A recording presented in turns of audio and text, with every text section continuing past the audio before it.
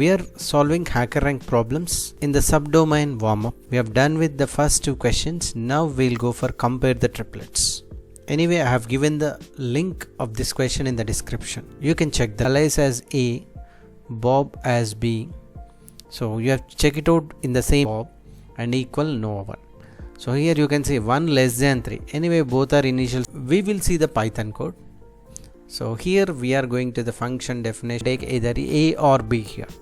So each time I am checking if A of I is greater than B of I, Alice will be incremented. Otherwise, less than Bob will be incremented. Here 20 greater than 3, yes. So Alice score 3 and Bob. That's why this list symbol is provided in the Python. Yeah, 2 test cases which are given. So in the backend there are totally 7 test cases which are